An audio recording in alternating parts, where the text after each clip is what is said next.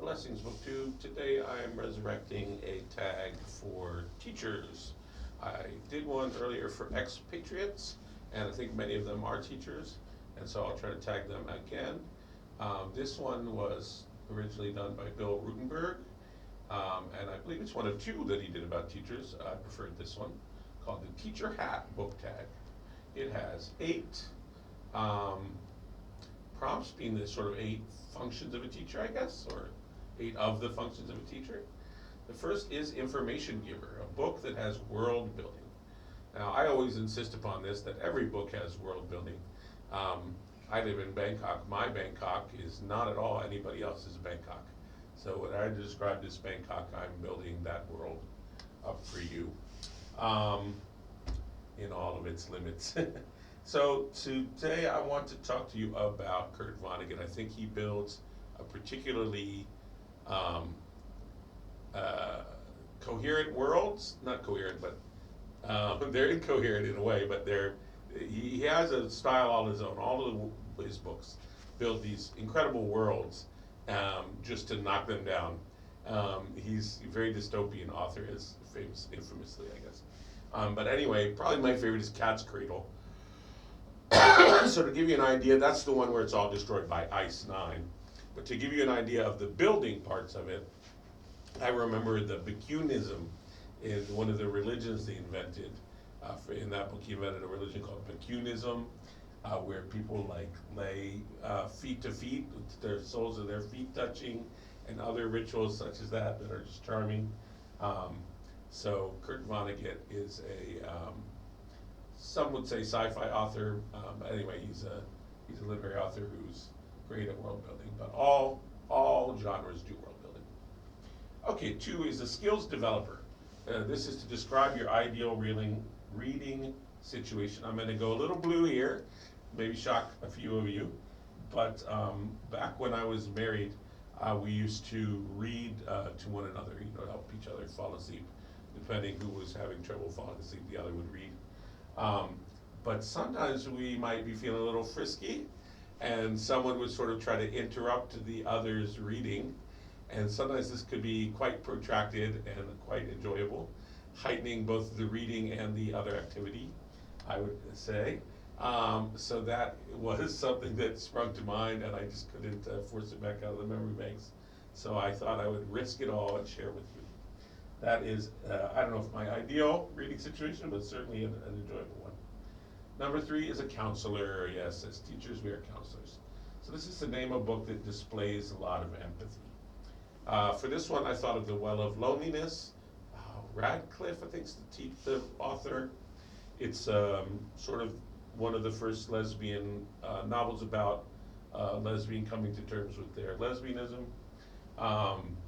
And it's quite moving, and I think for people who haven't had that experience, can really sort of experience it with her, through her. So that was one. It's quite an old book. 4 is a social mediator. So this is when a book has some great social observation. For this one, I've lately been really wanting to talk about the 4 arguments of, I have to quit wasting my stuff on these tags, because then I don't make the videos. But anyway, I probably don't want to do a full video on the 4 arguments against the television, because no one would read it, because that's old hat now. But there's an amazing book that you should read called 4 Arguments Against the Television by a ad exec who worked inside the belly of the beast of television, and tells you all the reasons, physical, social, moral, I mean, you name it, that they're bad. TV's stole our soul well before phones and the web. I definitely recognize that.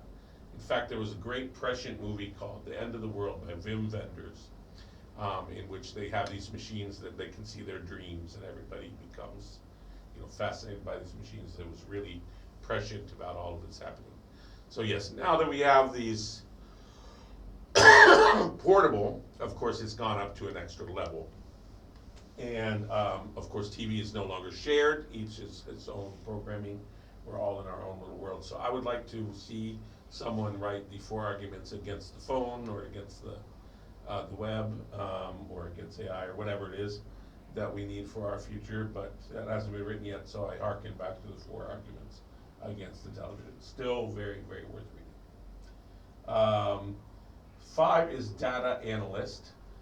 This is to analyze the year's reading so far. So I, as usual, am going to do something different with that sort of thing, where I don't really. I did do the diversity bingo last year and filled my whole board. What do they call that when you fill the whole board in bingo? I forget. Anyway, I did that. And I challenged myself at the midway mark when I did it. I had most of them to do something like, really diverse for me. So I ended up reading a young adult chick lit book for that as well. But I don't know that I'll do that again. But anyway, so I thought of a couple things. One, I do need soon to do my iceberg video of the iceberg of literary criticism. But anyway, I thought I'd share one of my favorite literary critics, which is Northope Frye, Anatomy of Criticism, as a good way to analyze literature. And he does amazing stuff. He has some interesting stuff also on sort of biblical exegesis, and just really, really interesting critic. But then I thought of Montaigne, and I thought of his essay on books, which I haven't heard anyone talk about, oddly, and I thought I'd share with you because I think it might surprise you in terms of the whole debate around classics and that sort of thing. I mean, you may know famously that Socrates was against writing anything down. He thought that without the person there to provide the context, writing was dangerous. Well, Montaigne is not about suffering for his reading. Of course, he's going to be a Latin guy because that was the time. But here you go. I'll just read it. If one book does not please me, I take another, and I never meddle with any. But at such times as I am weary of doing nothing. I care not much for new ones because the old seem fuller and stronger. Neither do I converse much with Greek authors because my judgment cannot do its work with imperfect intelligence of the material.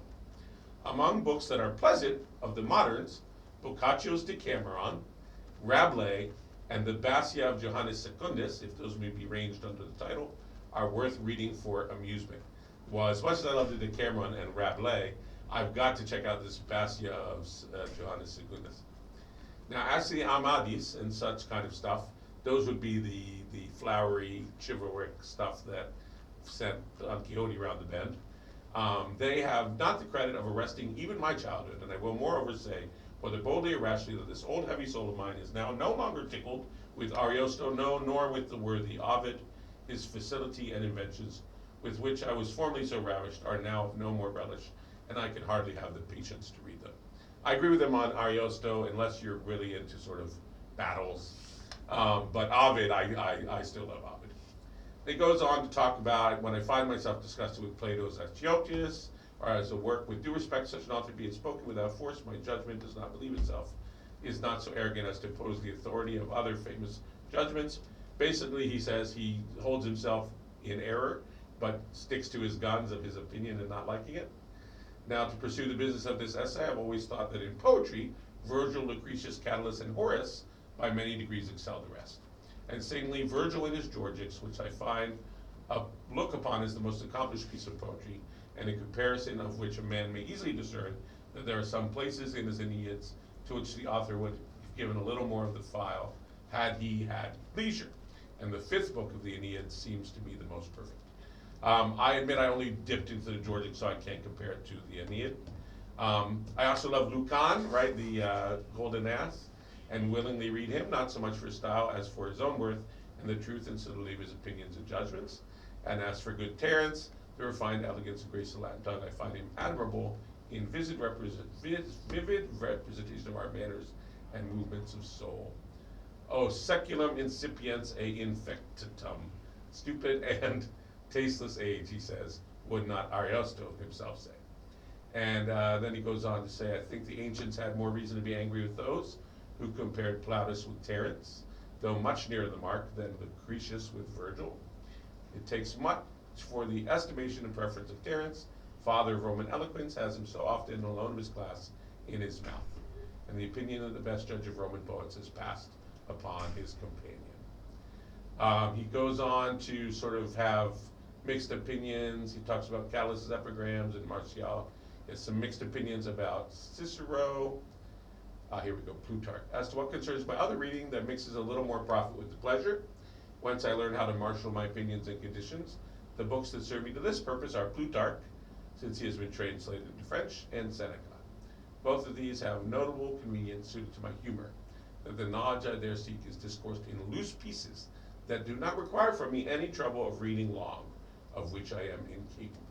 So he wasn't a fan of these long, difficult Greek, Byzantine authors any more than we are today.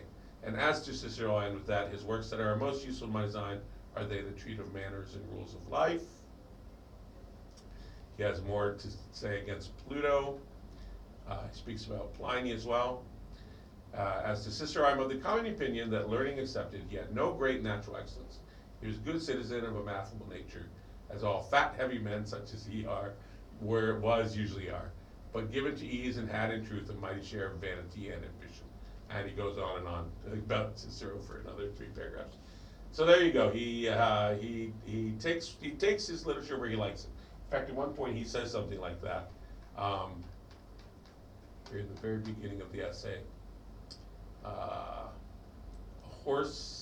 Something about a horse must, find its hay where it may, something to that effect. I think there was a horse in it. My horse must work according to my step. Has meos ad metas sudet oportut equus. All right, so that is a fun essay on books by Montaigne, who I read in high school, and has ever since been sort of my model for sort of clear thinking and analysis. And you look for soon that iceberg video about literary criticism, and I insist upon criticism, not theory.